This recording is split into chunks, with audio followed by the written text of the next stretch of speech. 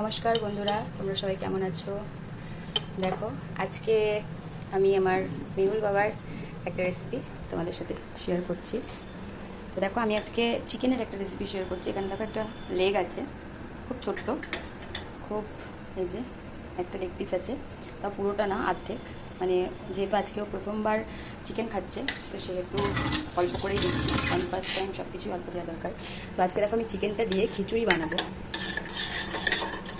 তো যেহেতু চিকেনটা এমনি ওকে প্রথমবার খাওয়াচ্ছি, আর তাছাড়াও তোমার যেহেতু ও এখনও লবণ টবণ কিছু খায় না, তো যার জন্য ওকে আমি এমনি চিকেন করে দিতেও পারবো না। আর স্যুপ দিতে পারি, কিন্তু স্যুপটা পরে দেবো।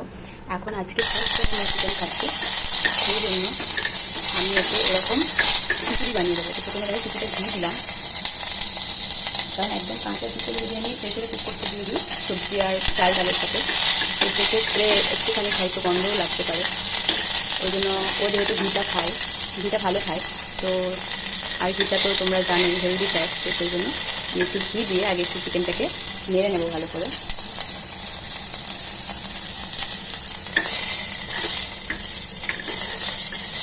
দেখো মোটামুটি ভালো হয়ে গেছে মারা। তো এবার দেখো, এখানে আমি কিছু সবজি নিয়েছি। এই যে কুমড়ো আর মিষ্টি আলু আছে এখানে, রাঙা আলু। ও যেহেতু এখনও এমনি আলু খায় না, তো সেহেতু ওকে এখন রাঙা আলু খাওয়াই। রাঙা আলু, কুমড়ো, আর এই যে কিছুটা একটা টমেটো। তোমরা যখনই আয়রনের কিছু খাওয়াবে বাচ্চাকে, আমি যেহেতু চিকেনে আয়রন আছে, আর এদিকে আমি ডাল দিয়েছি, তো মুসুরির ডালেও যেহেতু আয়রন আছে, তো সেহেতু টমেটোটাকে দিই, কারণ কি আয়রনটা অ্যাবজর্ব হয়ে যাবে। টমেটোটা সবসময় দেবে, তাহলে আয়রন অ্যাবজর্ব হবে শরীরে। তো এই যে প্রথমে সবজিগুলো দিয়ে দিলাম। এবার তারপরে যেখানে আমি মুসুরির ডাল আর চাল ভিজিয়ে রেখেছিলাম অনেকক্ষণ, তো দেখো এই যে চাল আর ডাল, সেটাও আমি দিয়ে দিচ্ছি।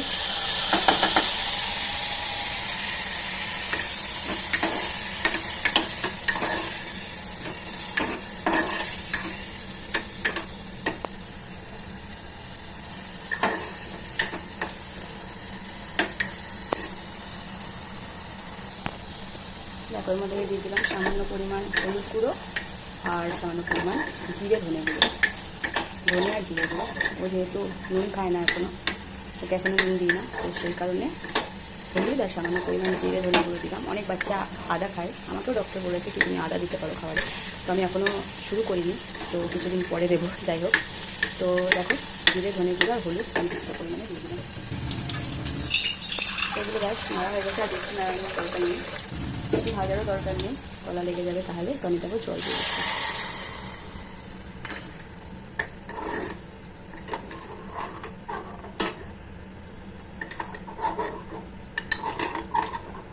জল দিয়ে দিলাম। এবার প্রেশার কুকারে লাগিয়ে দেবো, প্রেশার কুকারের ঢাকাটা, এবং সিটি দেবো। গোটা 10-15টা সিটি তো দেবো। তারপরে কীরকম হচ্ছে খিচুড়িটা তোমাদেরকে আমি পরে দেখাবো, ঠিক আছে?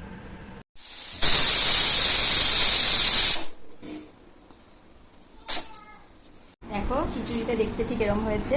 আমি তোমাদেরকে থালায় ঢালি দিয়ে দেখাচ্ছি। কে খাবে এটা? এটা কে খাবে গো? কে খাবে বলো?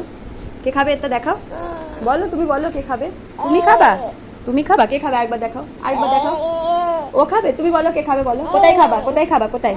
ওখানে বসে খাবা? এই যে আমাদের মেহুলের মাংস খিচুড়ি।